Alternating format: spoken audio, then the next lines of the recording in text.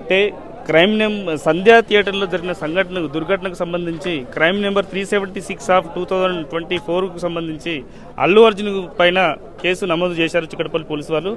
So దాంట్లో భాగంగా Chikkadpally police వాళ్ళు ఇన్వెస్టిగేషన్ చేసి అల్లు అర్జున్ అరెస్ట్ చేసి రిమాండ్ చేయడం జరిగింది. అదే రోజు అల్లు అర్జున్కి సంబంధించిన న్యాయవాదులు హైకోర్టును అప్రోచ్ అయ్యారు. ఆ రోజు ఇంటరిమ్ బెయిల్ వచ్చింది. దాంట్లో కొన్ని నియమ నిబంధనలు ఇవ్వడం జరిగింది. ఆ నియమ నిబంధనలు ఉన్న క్రమంలో అల్లు అర్జున్ గారు ప్రెస్ మీట్ రిలీజ్ చేసి పోలీసు వారిని అండ్ స్టేట్ గవర్నమెంట్ను ఒక అబాసు పాలు చేయడం ఉద్దేశంతో మాట్లాడడం జరిగింది. సో అదొకటి పక్కన పెడితే వీళ్ళు ఇన్వెస్టిగేషన్లో భాగంగా దీంట్లో ఒక లేడీ చనిపోయింది కాబట్టి వాళ్ళ అబ్బాయి గాయాలపై చావు బతుకుల మధ్య కొట్టుమిట్టాడుతున్నారు కాబట్టి ఆ ఇన్వెస్టిగేషన్లో భాగంగా అక్కడ ఏం జరిగింది, సంఘటనకు సంబంధించి ఏం జరిగిందన్న కోణంలో వాళ్ళు ఇన్వెస్టిగేషన్ చేస్తున్నారు. సో ఆ రోజు జరిగిన సంఘటన ఏంటంటే సంధ్యా థియేటర్ వాళ్ళు చిక్కడపల్లి పోలీసులకు పర్మిషన్ అంటే వాళ్ళు పర్మిషన్ లెటర్ అడగడం జరిగింది. పోలీసు వాళ్ళు రిజెక్ట్ చేసిన క్రమంలో అదే రోజు ప్రివ్యూ షో 5 థియేటర్లు రిలీజ్ అయినాయి. సో 5 థియేటర్లు రిలీజ్ అయితే ఓన్లీ సంధ్యా థియేటర్కి వచ్చిండు. అది కొంచెం చిన్న సైజులో ఉండడం వల్ల సో అక్కడ జనాలు ఎక్కువ అవకాశం ఉంటుంది, తొక్కిసలాట జరిగే అవకాశం చెప్పి ముందే చిక్కడపల్లి పోలీసు వాళ్ళు హెచ్చరించడం జరిగింది. ఆయన ఆ నిబంధనలు ఆయన ఒక పోలీసు వాళ్ళ హెచ్చరికను కూడా పక్కన పెట్టేసి వాళ్ళు అల్లు అర్జున్ ఆర్మీతోని కొంతమంది 40-50 మంది బౌన్సర్లతోని ఒక 2 గంటల ముందు సమాచారం ఇచ్చి పెద్దగా గుమికూడ చేసి సంధ్యా థియేటర్కి రావడం జరిగింది. సో ఆ వస్తున్న క్రమంలో తొక్కిసలాట జరిగింది. ఒక అమాయకురాలైన రేవతి అనే ఒక లేడీ చనిపోయింది. వాళ్ళ అబ్బాయి చావు బతుకుల మధ్య ఉన్నాడు. సో ఆ కోణంలో ఇన్వెస్టిగేషన్ జరుగుతుంది. సో దానికి సంబంధించి ఈ రోజు ఎందుకు నోటీస్ ఇచ్చారంటే ఆయనకు సంబంధించిన స్టేట్మెంట్ రికార్డ్ చేయడానికి, దానికి సంబంధించిన విషయాలు తెలుసుకోవడానికి, వివరాలు తెలుసుకోవడానికి చిక్కడపల్లి పోలీసు వాళ్ళను అల్లు అర్జున్ గారు పిలవడం జరిగింది. దానిపైన ఇన్వెస్టిగేషన్ జరుగుతుంది. ఒకవేళ ఇన్వెస్టిగేషన్ లో పోలీసు వాళ్ళకు అల్లు అర్జున్ గారు సహకరించకుంటే ఒకవేళ సీన్ రీకన్స్ట్రక్షన్, ఎందుకంటే ఈయన చెప్పే స్టేట్మెంట్ కు ఒకవేళ అక్కడ జరిగిన సన్నివేశానికి ఆ వీడియో రూపంలో ఉన్నది కాబట్టి సో ఆ రెండింటి మధ్యలో పొందన లేకుంటే ఎన్నిసార్లైనా నోటీస్ ఇచ్చే అవకాశం ఉంటుంది. సో ఆ నోటీస్ ఇచ్చిన తర్వాత కూడా వాళ్ళు ఒకవేళ సహకరించకుంటే సీన్ రీకన్స్ట్రక్షన్ చేసే అవకాశం ఉంటుంది.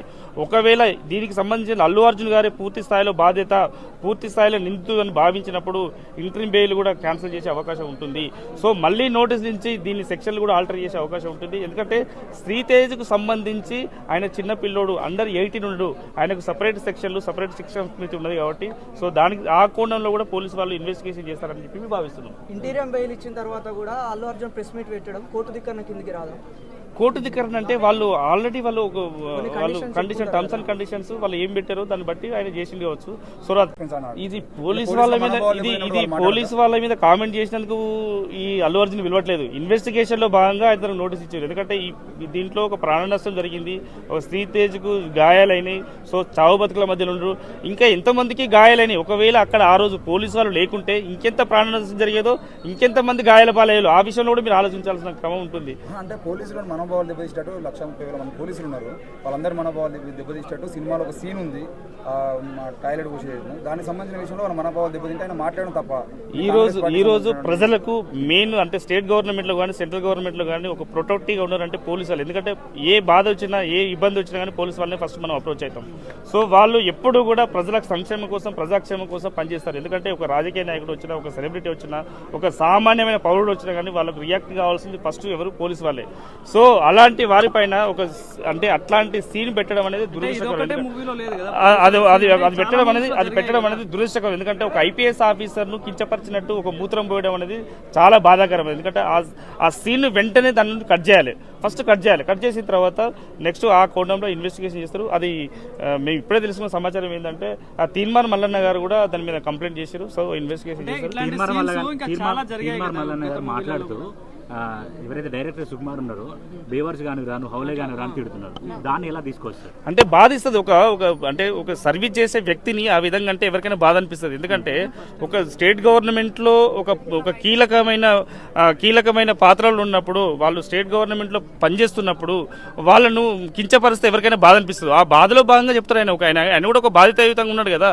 సో ఆ సుకుమార్ అట్లాంటి సీన్లు పెట్టకూడదు, ఇక ముందు ఎంకరేజ్ చేయొద్దు అనే ఉద్దేశంతో పెట్టొచ్చు కదా. సినిమా రిలీజ్ అయినాక 20 రోజుల తర్వాత అలాంటి ఆరోపణ చేయాల్సిన అవసరం ఏముంది? సినిమా రిలీజ్ అయిన తర్వాత చేయొచ్చు కదా. అవును, ఆ మూవీ చూసి నిన్న చూసిన చెప్పింది కదా. చూసిన తర్వాత రియాక్ట్ అయినా చూడలేదు అంత అప్పటి వరకు సినిమా చూడలేదు, చూసిన తర్వాత రియాక్ట్ అయితే ఇట్లాంటి సీన్లు పెట్టకూడదని చెప్పి కంప్లైంట్ ఇచ్చిండు. కింద పోలీసు వాళ్ళు కూడా కామెంట్ చేశారు, సార్ నేను సినిమా చూసినప్పుడు ఆ సీన్ చూస్తే నాకు కూడా బాధగా అనిపించింది అని అన్నారు. మరి వాళ్ళు కూడా కంప్లైంట్ చేయడానికి అవకాశం ఉన్నా కూడా ఎందుకు చేయలేదు? అంటే ఇప్పుడున్న పరిస్థితులలో రేవంత్ రెడ్డి గారి ప్రభుత్వం పోలీసుల మీద ఒత్తిడి వల్ల ఏసీపీ గారు కూడా బయటకు వచ్చి అలా ప్రెస్ మీట్ పెట్టడం జరిగిందా? దాని వెనుక ఉన్న కారణం ఏంటి అసలు? తీర్మానం మల్లన్న ఒక సంఘ సేవకుడు, సమాజం కోసం ఆలోచించేవాడు కాబట్టి, ఒక బీసీల కోసం ఆలోచించేవాడు కాబట్టి అతను రియాక్ట్ అయ్యి కంప్లైంట్ ఇవ్వడం జరిగింది. అంటే దీంట్లో ప్రతి ఒక్కరు 4 కోట్ల మంది చూస్తే 4 కోట్ల మంది రియాక్ట్ కావాల్సిన అవసరం లేదు. ఎందుకంటే ఇంతమంది ఎవరికి సమాజ స్పృహ ఉంటుందో వాళ్ళు రియాక్ట్ అవుతారు, కంప్లైంట్ ఇస్తారు. సో దానికి ఆ కోణంలో పోలీసు వాళ్ళు ఇన్వెస్టిగేషన్ చేస్తారు. రాష్ట్రంలో అనేక సమస్యల మీద స్పందన లేని ఎమ్మెల్సీ మల్లన్న అల్లు అర్జున్ విషయంలో స్పెసిఫిక్ ఎందుకు మాట్లాడుతున్నారు? మరి లగచర్ల ఘటన చూడొచ్చు, దామగుండం కావచ్చు, నల్లమల్ల కావచ్చు, గురుకులాల విద్యార్థులు చనిపోతే మాట్లాడండి మల్లన్న మాట్లాడుతా అంటే మీరు కూడా రాజకీయంగా అల్లు అర్జున్ అడ్డు పెట్టుకుని ఎదగాలనుకుంటున్నారా కాంగ్రెస్ పార్టీ వాళ్ళు? ఎవరు ఎదగాలని కాదు, ఇక్కడ జరిగిన సంఘటన ఒక సామాజిక రోజు మల్లన్న అంటే మల్లన్న ఈ సంఘటన పైన రియాక్ట్ అయ్యిండు కాబట్టి మీరు ప్రశ్న చేసారు, ఆ ప్రశ్నకు బదిలిస్తున్నాం. సో దానికి సంబంధించి ఏం లేదు కదా సార్. ఇప్పుడు ఒక విషయం ఏంటంటే బౌన్సర్ వ్యవస్థ వల్లే ఆ రోజు అక్కడ తొక్కిసలాట జరిగిందని పోలీసు వాళ్ళు ఆరోపిస్తున్నారు. కానీ వాళ్ళు ఏమంటారంటే పోలీసులు లాఠీ చార్జ్ చేయడం వల్లనే తొక్కిసలాట జరిగిందని అంటున్నారు. దీన్ని ఎట్లా చూడొచ్చు? అంటే అక్కడ ఫస్ట్ ఆఫ్ ఆల్ ఏంటంటే అక్కడ పర్మిషన్ లేదు, అల్లు అర్జున్ గారు రావడానికి పర్మిషన్ లేదు. ఆ పర్మిషన్లో భాగంగా ఏంటంటే పోలీసు వాళ్ళకు ఎవరైనా సెలబ్రిటీ వచ్చినా కానీ, ఒక సంఘంలో ఒక గౌరవమైన వ్యక్తి వచ్చినా కానీ, ఒక సెలబ్రిటీ వచ్చినా కానీ వాళ్ళకు సెక్యూరిటీ ఇవ్వాల్సిన అవసరం పోలీసు వాళ్ళకు ఉంటుంది, సమాచారం తెలిసిన తర్వాత. సో దాంట్లో భాగంగా అప్పటికే చాలా మంది గుమిగూడిరు, అక్కడ లక్షల మంది, లక్షలాది మంది గుమిగూడితే రేపొద్దున ఇంకా ఎంత పెద్ద ప్రాణ నష్టం జరిగే అవకాశం ఉంది, గాయాల పాలే అవకాశం ఉంది. దాన్ని కంట్రోల్ చేయడానికి కంట్రోల్ చేసిండ్రు. అంటే లాఠీ చార్జ్ చేయడం వాళ్ళ ఉద్దేశం కాదు, అంటే ప్రజాక్షేమం కోసం, ప్రజల సంక్షేమం కోసం వాళ్ళు అక్కడ ప్రొటెక్ట్ చేయడానికి. అంటే అల్లు అర్జున్ గారు కూడా పొద్దున ఒక సెలబ్రిటీ కాబట్టి ఆయన కూడా ఏమైనా జరిగే అవకాశం ఉంటుంది. సో దాంట్లో భాగంగా పోలీసు వాళ్ళు ప్రొటెక్ట్ చేయడం జరిగింది. వాళ్ళు వచ్చిండ్రు, వాళ్ళు కంట్రోల్ చేసిరు. ఒకవేళ పోలీసు వాళ్ళు అక్కడ కంట్రోల్ చేయకుంటే ఆ రోజు ఇంకా పెద్ద ప్రాణాలు చేస్తే జరిగేది, ఇంకా గాయాల పాలయ్యే వాళ్ళు, ఇంకా ఆవాస పాలయ్యే వాళ్ళు. ఆల్రెడీ కోర్టులో కేసు నడుస్తున్నాగా అల్లు అర్జున్ పైన దాడిని ఎట్లా చూసుకోవచ్చు? వాళ్ళకి అంటే అది ఖండిస్తున్నాం, డెఫినెట్లీ అది తప్పే. ఒక కేసు నడుస్తున్నట్టు కాదు, ఒక సివిలియన్ గా ఎవరిపైన ఎవరు దాడి చేసినా తప్పే. ఎందుకంటే ఆయన ఒక సెలబ్రిటీ అయినా కానీ ఏమైనా కానీ ఒక ఏ కోణంలో ఆలోచించినా అది తప్పే. ఆ దాడిలో అయ్యప్ప మాలేసిన ఆయన కూడా ఉన్నాడు. అదే మాలేసిన ఆయన పైన గతంలో దాడి జరిగితే ఇబ్బంది పెట్టారు, ఇలా మాలేసిన ఆయన దాడికి పోయింది, అది ఇట్లా చూసుకోవచ్చు. అంటే దాడి అంటే ఆయన మనోభావాలు ఏ విధంగా దెబ్బతినేది లేదు. సో ఒక సంఘటన జరిగినప్పుడు రేవతికి సంబంధించిన కుటుంబానికి ఇంతవరకు రియాక్ట్ కాలేదని చెప్పి బాగుంది. ఏమన్నా హ్యూమన్ బీయింగ్ ఉంటుంది కదా, ఆ హ్యూమన్ బీయింగ్ తో మనం రియాక్ట్ అయ్యిండ్రు. సో దాంట్లో భాగంగా అయ్యప్ప మాలేసిన ఇంకా మీరున్నా ఎవరైనా రియాక్ట్ అవుతారు. ఎందుకంటే మొన్నటికి మొన్న ఒక మీడియా మిత్రుడు ఒక సమాచారాన్ని సేకరిస్తున్న క్రమంలో ఒక దగ్గరికి వెళ్లి అడగడం జరిగింది.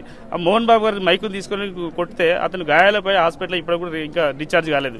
సో అంటే కొన్ని సంఘటనలు అనుకోకుండా జరిగే సంఘటనలు ఉంటాయి. ఆయనకు రియాక్ట్ అవుతారు అక్కడ. ఆయన మోహన్ బాబుకి ఏమున్నదో, ఈయనకేమున్నదో, అల్లు అర్జున్కి ఎట్లున్నదో, సో ఆ స్వామికి ఏ విధంగా రియాక్ట్ అయ్యాడో తెలియదు. సో అక్కడ సినిమా ఇండస్ట్రీని టార్గెట్ చేస్తున్నారు కావచ్చు. ఈ సినిమా ఇండస్ట్రీ అనేది ఏపీకి వెళ్ళిపోతుంది అనే పరిస్థితి ఉంది.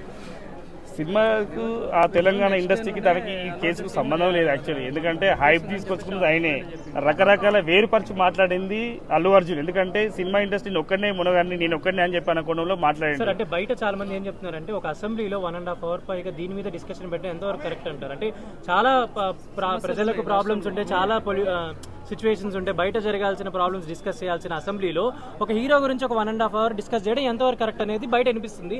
దానికి మీ సమాధానం ఏంటి? అంటే ఈ సంఘటనకు సంబంధించి పూర్తి బాధ్యత ఎవరు?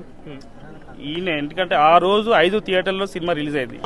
5 థియేటర్లో రిలీజ్ అయినప్పుడు 4 థియేటర్లు ఏం జరగలేదు. ఒకటే థియేటర్లో సంఘటన జరిగింది, ఒక ప్రాణ నష్టం జరిగింది, ఒక కుటుంబం రోడ్డుపైకి వచ్చింది. రోడ్డుపైకి వస్తున్న క్రమంలో సినిమాకు సంబంధించిన వ్యక్తి పైన వాళ్ళ ఇంటికి వెళ్ళి, అంటే ఇక్కడ ఒక రేవతి కుటుంబాన్ని పరామర్శించాల్సింది పోయి ఆ సినిమా యూనిట్కి సంబంధించిన వాళ్ళు కానీ, సినిమా ఇండస్ట్రీకి సంబంధించిన వాళ్ళు ఒక రేవతి కుటుంబాన్ని పరామర్శించింది పోయి ఆ అల్లు అర్జున్ గారి పైన సింపతి చూస్తున్నారు. ఆ సింపతి ఇస్తున్న క్రమంలో వాళ్ళ ఇంటికి వెళ్ళి హక్ చేసుకోవడం, ఇవన్నీ చేసుకోవడం వల్ల ఈ కేసు ఇన్వెస్టిగేషన్ జరుగుతుంది. సో తప్పు జరిగిపోయిన తర్వాత తప్పుకు సంబంధించింది ఈ విధంగా తప్పు జరిగింది. సరే ఏమో ప్రజలకు ఆ రేవతి కుటుంబానికి మేము క్షమాపణ చెప్తున్నాను, బహిరంగ క్షమాపణ చెప్తున్నాను చెప్పి ఒక క్షమాపణ చెప్పాల్సింది, వాళ్ళకి ఆర్థికంగా మేము ఆదుకుంటామని చెప్పి ఒక స్టేట్మెంట్ కానీ ఇవ్వలేదు.